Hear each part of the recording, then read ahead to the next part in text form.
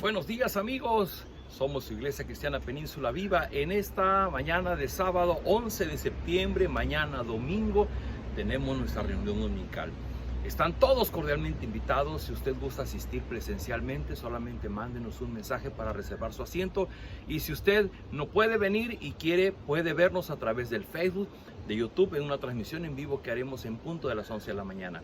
El domingo pasado iniciamos nuestra serie de predicaciones inquebrantable, que es la vida de Daniel, un hombre que permaneció de pie frente a la adversidad. Y hoy seguimos leyendo el libro de Jueces, capítulo 17. Y para serles sincero, si por mí fuera, yo no hubiera puesto este capítulo en esta parte del libro. Vamos a ver por qué. Fíjese usted que dice que había un hombre llamado Micaías que vivía en las montañas de Efraín, y un día le dijo a su madre: te oí maldecir al ladrón que te robó más de 1000 monedas de plata, pero en realidad fui yo quien te las quitó, aquí las tienes. Y le devolvió las monedas de plata a su madre, quien le dijo: Dios te bendiga, hijo mío, ahora aparto esta plata para Dios, con ella voy a mandar a hacer una imagen de madera recubierta de plata y te la daré a ti. ¿Y por qué digo que si por mí estuviera yo no lo pondría? Porque me da pena ajena. Me da pena por Micaías, que aquí se describe. El capítulo empieza diciendo que, bueno, él había robado a su mamá más de 1000 monedas de plata. Y al parecer su mamá había proferido una maldición contra el ladrón. Y a él le remordió la conciencia y, teniendo temor, se arrepintió y devuelve las monedas. Y su mamá corrige la maldición en una bendición. Y dice: con ella voy a mandar a hacer una imagen de madera recubierta de plata y te la voy a dar a ti. Es decir, está premiando a su hijo que le había robado, ahora lo está premiando. Y dice: de la plata que le había devuelto su hijo, ella apartó 200 monedas y se las llevó a un platero, a quien le pidió que hiciera una imagen tallada en madera recubierta de plata. Después llevó la imagen a la casa de Micaías, quien había hecho un altar en su casa. Allí tenía otras imágenes y una túnica sacerdotal, y había nombrado sacerdote a uno de sus hijos. En esa época los israelitas no tenían rey y cada uno hacía lo que le daba la gana. Esta es la pena ajena que en esta mañana yo tengo por Micaías y los israelitas de este tiempo. Dice el versículo 6, en esa época los israelitas no tenían rey y cada uno hacía lo que le daba la gana. Mire usted cómo la lectura de la Biblia es consistente. Desde el libro de Génesis hemos hablado que Adán y Eva, una vez que desobedecieron a Dios, se volvieron incontrolables, autogobernables, creyendo que ellos mismos eran su Dios. Y la consecuencia de esto es que van por la vida a través de la historia del pueblo de Dios, son el pueblo de Dios y van haciendo lo que les da la gana. Dios les había dado los 10 mandamientos y les dijo: no tendrás dioses ajenos delante de mí, no te harás imagen de nada que esté arriba en el cielo ni abajo en la tierra. Pero los israelitas, como siempre, pretendiendo ser autogobernables, dicen que hacía lo que cada uno le daba la gana. Decíamos de Sansón, hacía lo que le gustaba. Bueno, los israelitas hacían lo que les daba la gana. Y dice el versículo 7 que en ese tiempo había un joven de la tribu de Leví y andaba buscando dónde vivir y llegó hasta las tierras de Micaías. Y entonces Micaías le dijo: quédate conmigo y serás mi sacerdote y consejero. A cambio yo te daré 10 monedas de plata al año, además ropa y comida. El joven sacerdote aceptó quedarse a vivir con Micaías y fue su sacerdote particular hasta llegó a ser como uno de sus hijos. Micaías pensaba que teniendo como sacerdote a un descendiente de Leví, Dios lo ayudaría y todo saldría bien. ¿Quién era este joven? Este joven pertenecía a la tribu de Leví. La tribu de Leví es de donde nacen los levitas, que eran los sacerdotes que servían en el templo o en el tabernáculo ofreciendo los sacrificios. Pero vemos al final, dice: Micaías pensaba que teniendo como sacerdote a un descendiente de Leví, Dios lo ayudaría y todo le saldría bien. ¿Qué tenemos aquí? Tenemos a israelitas que habían olvidado la ley de Dios y que ellos estaban cometiendo un grave error, el grave error de inventarse sus propios dioses. Y ese es el mal que existe todavía en nuestros tiempos de todas las personas. Cuando nosotros no conocemos al Dios de la Biblia y no tenemos una correcta relación con Él, acabamos inventando nuestros propios dioses. Y aun cuando llegamos a conocer a Dios, nuestro corazón es tan terco que sigue teniendo sus propios dioses en el corazón, sus propios ídolos. Y mire usted, hay algo sorprendente que escribe el profeta Isaías allá en el capítulo 40 y dice: a Dios no se le compara con nada ni con nadie. No puede ser representado con ninguna imagen. Los escultores fabrican estatuas, los joyeros las recubren de oro y les ponen cadenitas de plata. Los que no tienen dinero buscan un palo que no se pudra y se lo llevan a un artesano. Pero este, por más hábil que sea, hace un ídolo que ni pararse puede. Pero a Dios no se le compara con ninguna de esas imágenes. Si bien lo que dice de Micaías no es que estaba haciendo un dios, haciendo una imitación de los dioses de los demás pueblos, de los dioses paganos, él estaba haciendo su propia imagen como israelita de lo que él consideraba de Dios, y él pensó que a través de esa estatua él podría adorar a Dios.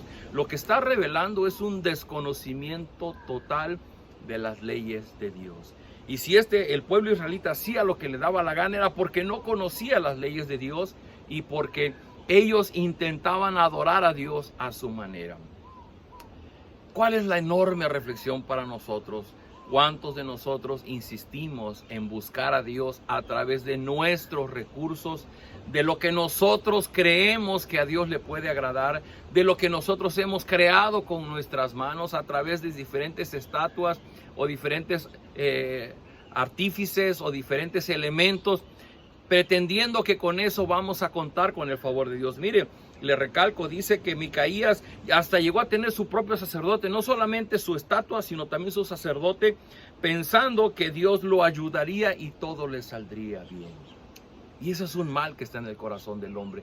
Cuando el hombre busca lo que él quiere hacer, cuando quiere su bendición y hasta quiere que Dios venga en su ayuda, el hombre va a hacer lo que está a su alcance. Lo vemos en los pueblos antiguos. Cuando no llovía, ofrecían sacrificios al Dios de la lluvia para que lloviera. Si querían cosechas abundantes, bueno, ofrendaban al Dios para que les diera cosechas abundantes. Si querían tener hijos, bueno, ofrecían sacrificios a los dioses de la fertilidad para que les dieran muchos hijos. El hombre de continuo está buscando conseguir el favor de Dios para lo que él quiere, para lo que él quiere lograr, que Dios esté cumpliendo sus deseos, sus sueños. Pero queridos amigos, Dios no es así. El Dios de la Biblia, y sigue diciendo muy bien en Isaías 40, ustedes saben muy bien y ya lo han oído decir, que Dios tiene su trono muy por encima del cielo. Desde allí Dios nos ve como si fuéramos insectos. Dios extiende el cielo como un toldo, lo levanta como una carpa para vivir en ella. Dios hace que los poderosos de este mundo desaparezcan como plantas tiernas y sin raíces. Esas plantas se marchitan y se las lleva el huracán. Nuestro santo Dios afirma: con nadie me pueden comparar, nadie puede igualarse a mí. Y el pasaje sigue hermoso. Yo le recomiendo lea Isaías 40, termina esa parte hermosa, usted la puede leer con calma. Pero ¿qué estamos encontrando aquí? Estamos encontrando dos cosas muy diferentes. Una, el hombre queriendo congraciarse con Dios, no conoce a Dios e inventa su propia forma de adorar y de, según él, tratar de conseguir el favor de Dios.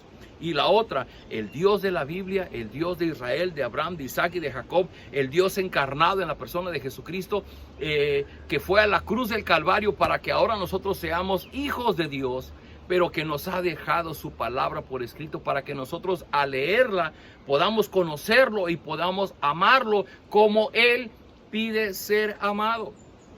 A Dios no le podemos amar como yo me imagino, como yo creo, como yo pienso. Lo he de hacer conforme a lo que Él mismo ha establecido. Y precisamente por eso le dijo Dios a Josué: nunca se aparte de tu boca este libro de la ley. De día y de noche meditarás en él para que hagas y guardes conforme a todo lo que en él está escrito. Y entonces harás prosperar tu camino y todo te saldrá bien.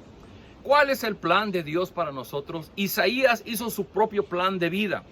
Él, apoyado de su madre, se hizo su propia estatua, tenía sus dioses, tenía sus altares, se consiguió un sacerdote para que ministrara en su casa y dice: con eso yo tendré el favor de Dios. Cuán lejos estaba de la realidad y de lo que Dios quería para él.